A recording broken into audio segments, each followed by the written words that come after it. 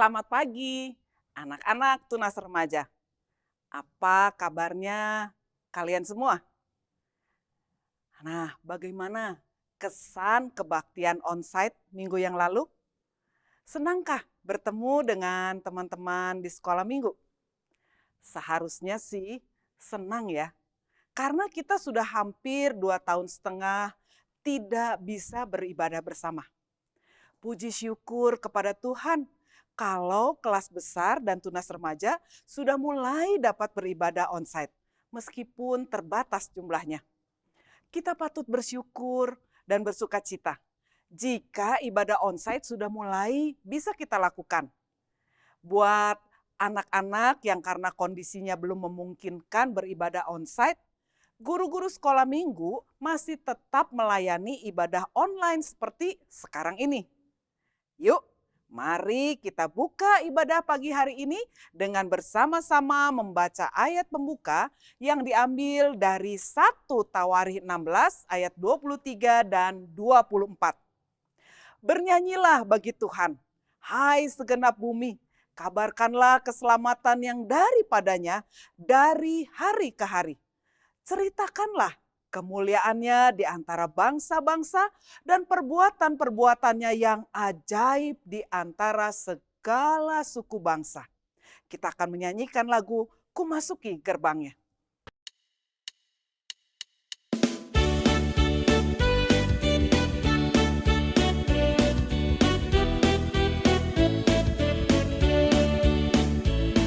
Masuki gerbangnya dengan hati bersyukur, halamannya dengan pujian. Kataku hari ini harinya Tuhan, ku bersuka sebab Dia girangkanku. Dia girangkanku, oh Dia girangkanku, ku bersuka sebab Dia girangkanku.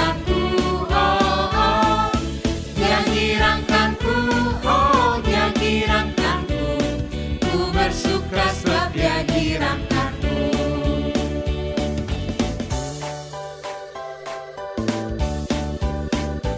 Ku masuki gerbangnya dengan hati bersyukur, halamannya dengan pujian. Kataku hari ini harinya Tuhan, ku bersuka sebab Dia girangkanku. Girangkanku, oh Dia girangkanku, ku bersuka sebab Dia girangkanku, oh Dia girangkanku, oh Dia girangkanku, ku bersuka sebab Dia girangkanku.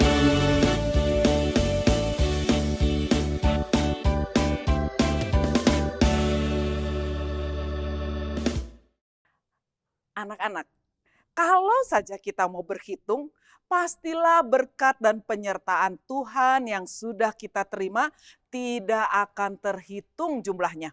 Sangatlah banyak, sebanyak bintang di langit dan pasir di pantai. Namun hal itu kadang tidak kita sadari. Bahkan kadang kita masih bertanya, kok Tuhan tidak mendengar ya doa kita siang malam kita berdoa? Di mana Tuhan ya? Ketika saya sedang galau, sedang kesal, dan yang lebih parahnya kita kadang menyalahkan Tuhan. Karena menurut kita Tuhan tidak hadir ketika kita butuh pertolongan. Wah, parah juga ya kita-kita ini. Yuk anak-anak, sebelum kita menjadi lebih parah atau akut kondisi kita, dan kondisi keimanan kita, mari kita datang kepada Tuhan untuk mengakui dosa-dosa kita dan meminta agar kita diubahkan menjadi orang-orang yang selalu bersyukur. Mari kita berdoa. Bapa di dalam sorga, kami datang di hadapan-Mu ya Tuhan. Kami bersyukur kepadamu di dalam perjalanan kehidupan kami. Kami tahu bahwa Tuhan senantiasa mengajak kepada setiap kami untuk datang berbakti. Dan sekarang ya Tuhan, biarlah kami boleh berbakti dengan sungguh-sungguh. Tetapi kami juga menyadari ya Tuhan, bahwa dalam kehidupan kami sehari-hari, kami seringkali juga meragukan akan kehadiran Tuhan, kekuatan dari Tuhan, bahkan saat kami menghadapi masalah. Tetapi ya Tuhan, kami tetap datang kepadamu memohon pengampunan. Kiranya di dalam setiap perbuatan maupun perkataan kami yang meragukan kehadiran Tuhan, Engkau ampuni. Ajarlah kami untuk tetap percaya bahwa kami disertai dan dipimpin oleh Tuhan. Dalam nama Yesus Kristus kami berdoa. Amin. Anak-anak, Tuhan kita adalah Allah yang pengasih dan penyayang. Bagi kita yang sudah mau datang untuk mengakui dosa-dosanya, marilah kita menyambut berita anugerah yang Tuhan berikan untuk kita semua yang diambil dari Mazmur 32 ayat 1 dan 2. Dari Daud, nyanyian pengajaran. Berbahagialah orang yang diampuni pelanggarannya, yang dosanya ditutupi. Berbahagialah manusia yang kesalahannya tidak diperhitungkan Tuhan dan yang tidak berjiwa penipu.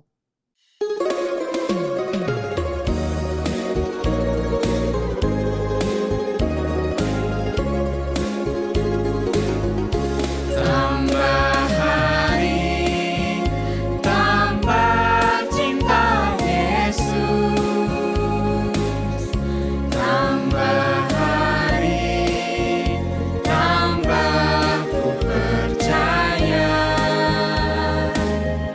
Tambah hari, tambah benci dosa. Tambah hari, tambah ku setia. Tambah hari, tambah cinta Yesus. Tambah hari, tambah ku percaya. Tambah hari, tambah benci dosa. Tambah hari, tambah ku setia.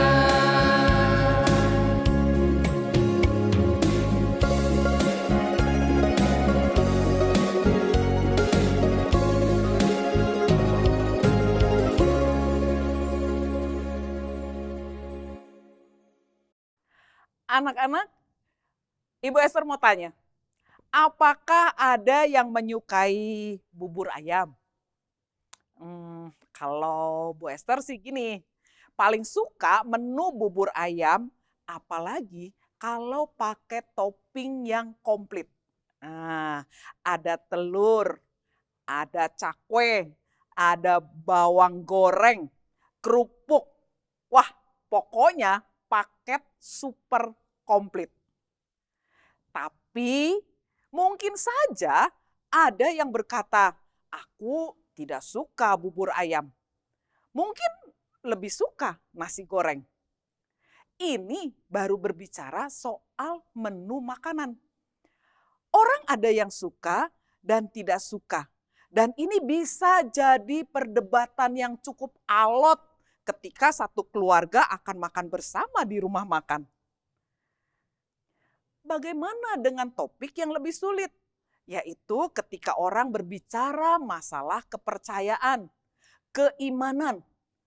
Wah, tidak jarang menimbulkan perdebatan karena ada orang yang suka atau tidak suka. Nah, kali ini firman Tuhan akan berbicara ketika para rasul mengabarkan Injil, sebagian orang-orang terutama para ahli-ahli Taurat, pemuka agama, banyak yang tidak menyukai ajaran mereka. Pelajaran apa ya yang kita dapat dari firman Tuhan hari ini? Yuk, kita siapkan hati kita dan pikiran kita untuk mendengarkan firman Tuhan.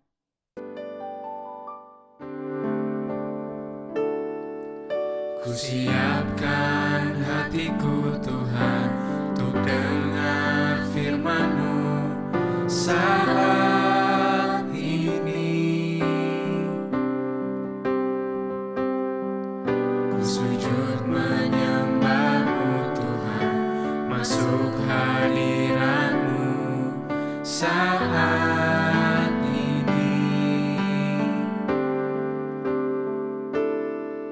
Curahkan urapan-Mu Tuhan bagi jemaat-Mu saat ini. Ku siapkan hatiku Tuhan untuk dengar firman-Mu. Firman-Mu Tuhan tiada berubah.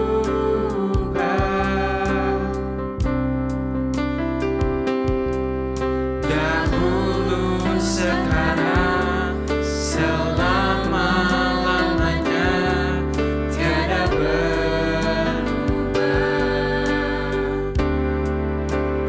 Firman-Mu Tuhan menolong hidupku. Ku siapkan hatiku Tuhan untuk dengar firman-Mu. Ku siapkan hatiku Tuhan untuk dengar firman-Mu.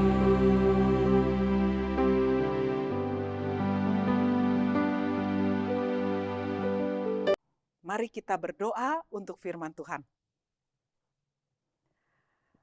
Bapa di dalam sorga, kami menyiapkan hati kami untuk menerima firman-Mu. Kiranya firman Tuhan yang kami dengarkan, bukan hanya kami dengar melalui pikiran kami, tapi kami pahami di dalam hati kami dan juga di dalam iman kami, sehingga iman kami bertumbuh sesuai dengan kebenaran Tuhan. Kami mau menyerahkan hati kami, kiranya Tuhan memberkati. Dalam nama Yesus Kristus kami berdoa. Amin. Terlambat temanmu menunggumu. Para rasul semakin giat dalam menjalankan tugas panggilannya. Mereka mengabarkan kabar sukacita hampir ke seluruh pelosok Yerusalem. Dengan penyertaan Roh Kudus, para rasul mempunyai semangat, keberanian, dan dengan keyakinan akan kuasa Tuhan yang akan menyertai mereka. Namun rupanya apa yang dilakukan mereka tidak semua orang dengan sukarela dan dengan sukacita menerima berita sukacita yang disampaikan oleh para rasul. Bacaan firman Tuhan hari ini yang diambil dari Kisah Para Rasul 5 ayat 17 sampai yang ke-25 akan menceritakan bagaimana respon dari orang-orang yang tidak menyukai apa yang diajarkan oleh para rasul. Akhirnya mulailah imam besar dan pengikut-pengikutnya, yaitu orang-orang dari mazhab Saduki, bertindak sebab mereka sangat iri hati. Mereka menangkap rasul-rasul itu, lalu memasukkan mereka ke dalam penjara kota. Tetapi waktu malam, seorang malaikat Tuhan membuka pintu-pintu penjara itu dan membawa mereka keluar. Katanya, "Pergilah, berdirilah di bait Allah, dan beritakanlah seluruh firman hidup itu kepada orang banyak." mereka mentaati pesan itu. Dan menjelang pagi, masuklah mereka ke dalam bait Allah, lalu mulai mengajar di situ. Sementara itu imam besar dan pengikut-pengikutnya menyuruh mahkamah agama berkumpul, yaitu seluruh majelis tua-tua bangsa Israel, dan mereka menyuruh mengambil rasul-rasul itu dari penjara. Tetapi ketika pejabat-pejabat datang ke penjara, mereka tidak menemukan rasul-rasul itu di situ. Lalu mereka kembali dan memberitahukan. Katanya, kami mendapati penjara terkunci dengan sangat rapinya, dan semua pengawal ada di tempatnya di muka pintu. Tetapi setelah kami membukanya, tidak seorang pun yang kami temukan di dalamnya. ketika kepala pengawal bait Allah dan imam-imam kepala mendengar laporan itu, mereka cemas dan bertanya, apa yang telah terjadi dengan rasul-rasul itu? Tetapi datanglah seorang mendapatkan mereka dengan kabar. Lihat, orang-orang yang telah kamu masukkan ke dalam penjara ada di dalam bait Allah dan mereka mengajar orang banyak. Memang tiap orang mempunyai hal yang disukai atau tidak disukai, baik itu soal makanan atau lainnya. Tetapi kali ini hal yang disukai atau tidak disukai menyangkut hal yang sangat penting dalam hidup seseorang. Mari kita pelajari apa yang terjadi di dalam bacaan tadi. Dalam bacaan kita tadi ada dua kelompok, yaitu kelompok yang pertama adalah kelompok para rasul yang kita kenal namanya diantaranya adalah Rasul Petrus dan Yohanes. Kelompok yang kedua adalah kelompok para imam besar dan para ahli agama atau ahli Taurat. Rupanya kelompok yang kedua yaitu kelompok para imam besar dan teman-temannya sangat tidak menyukai apa yang dilakukan, apa yang diajarkan oleh para rasul. Mengapa ya para imam dan teman-temannya tidak menyukai apa yang dilakukan para rasul? Rupanya apa yang dilakukan oleh para rasul sangat memberikan sukacita besar buat orang-orang Yerusalem. Pekerjaan Roh Kudus begitu dahsyat menyertai para rasul. Dengan kuasa yang diberikan Tuhan, para murid banyak melakukan mujizat. Banyak orang-orang Yerusalem disembuhkan.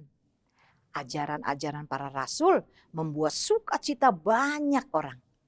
Sehingga banyak orang yang bertobat dan menerima Yesus sebagai juru selamat. Banyak orang-orang menjadi pengikut para rasul.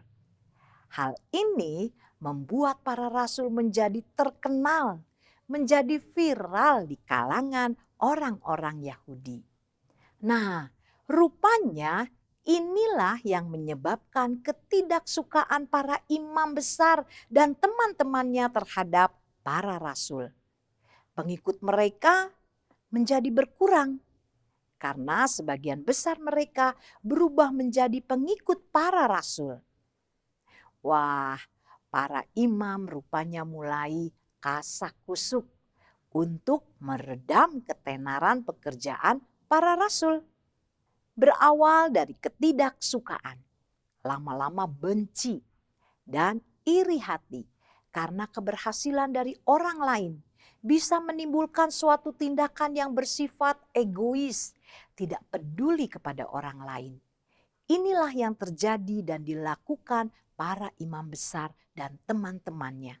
Mereka memenjarakan kelompok para rasul dengan pemikiran jika para rasul dipenjara, pastilah pekerjaan para rasul akan berhenti, akan dihambat. Yang dilakukan para rasul sesungguhnya bukanlah pekerjaan yang didasarkan keinginan mereka sendiri. Semua mereka lakukan adalah menjalankan pekerjaan Allah, meneruskan misi Allah di dunia ini, yaitu menyelamatkan umat manusia. Jadi penjara tidak menjadi halangan pekerjaan Allah. Pekerjaan Allah tidak bisa dihalangi oleh manusia. Dan itulah yang terjadi dalam bacaan firman hari ini. Tuhan mengeluarkan para rasul yang dipenjara dengan caranya yang ajaib. Para rasul ketika di penjara pun tidak mempunyai rasa khawatir dengan ketidaknyamanan di penjara. Karena mereka tahu hidup mereka adalah sepenuhnya untuk pekerjaan Tuhan. Bagaimana dengan kita? Dalam hidup kita seringkali menemui hal-hal yang membuat kita khawatir. Khawatir tidak bisa mengerjakan tugas-tugas sekolah. Khawatir tidak bisa mencapai apa yang dicita-citakan. Khawatir akan masa depan. Dan masih banyak lagi kekhawatiran atau hambatan-hambatan dalam hidup kita. Tapi mari kita meneladani kehidupan para rasul yang mau menyerahkan hidup mereka ke tangan Tuhan. Seperti yang dikatakan dalam Yesaya 41 ayat 13.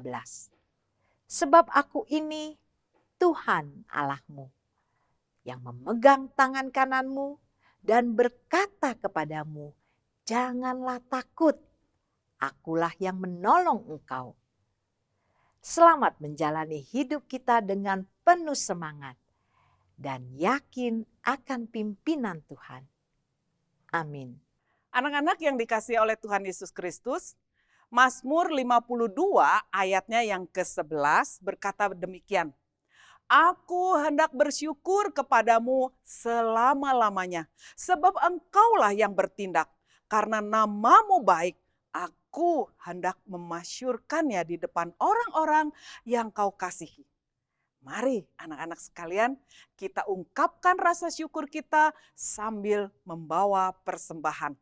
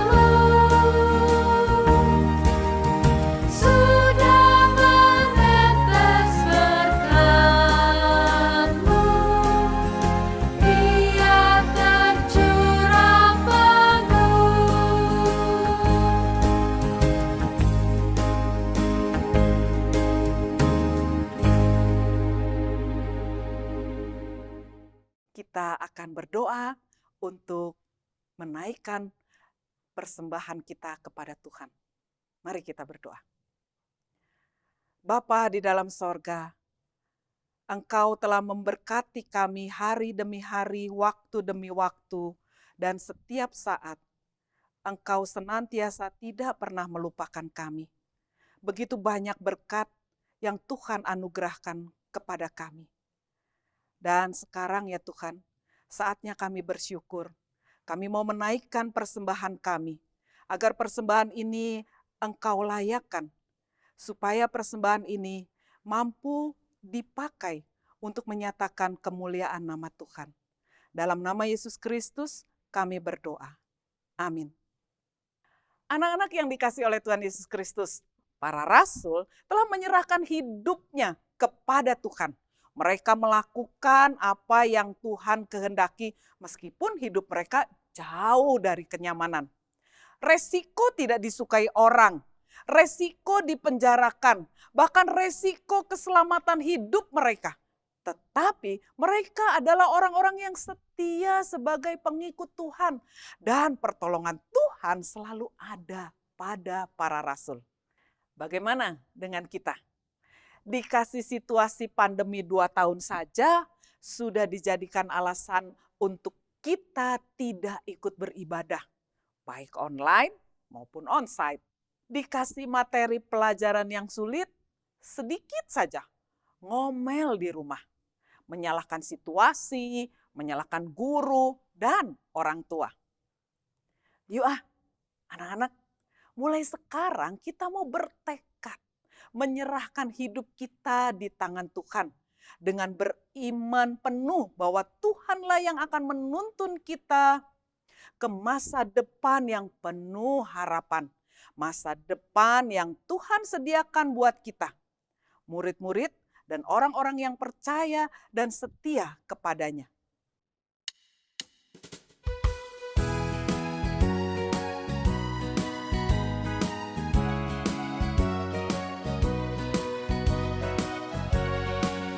Tuhan inginkan setiap anak-anaknya mengenal Dia dan jadi dewasa, menantang dunia dan melawan dosa, hidup kudus benar di tengah celah. Tuhan inginkan setiap anak-anaknya tekun belajar, lakukan firman-Nya, memberi buah, muliakan nama-Nya, tetap setia meski menderita. Tuhan, ku tahu tak mudah semua itu. Pertolongan-Mu yang ku perlu, turut firman-Mu agar aku mampu. Ku mau berakar dan bertumbuh dan berbuah dalam firman-Mu. Tuhan, ku tahu tak mudah semua itu. Bangunlah aku di dalam-Mu, oh batu hidup, Yesus Tuhanku. Ku makin teguh oleh kuat-Mu, dalam kehendak-Mu takluk diriku.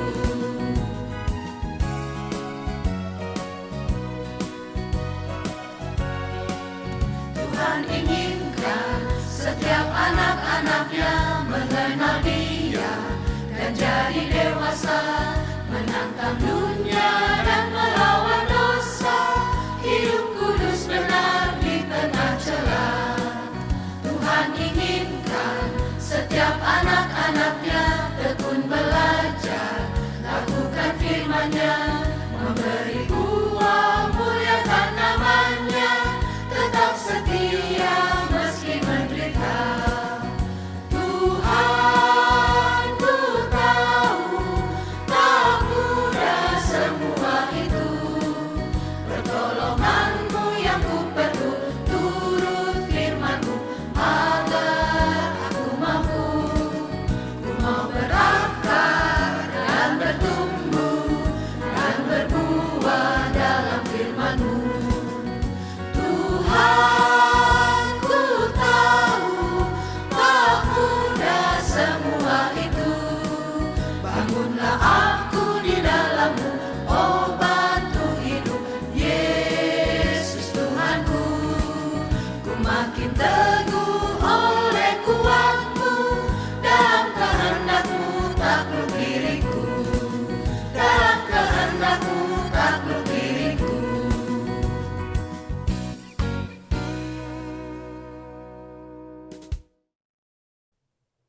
Anak-anak, mari kita berdoa.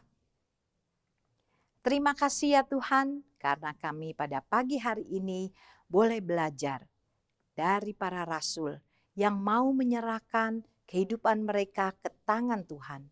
Kami juga mau menyerahkan kehidupan kami ke dalam tangan Tuhan. Kami meyakini bahwa Engkau memimpin kami, memimpin hidup kami, orang tua kami, keluarga kami, hanya ke dalam pimpinan Tuhan saja. Terima kasih Tuhan. Dalam nama Tuhan Yesus Kristus kami berdoa dan mengucap syukur. Amin.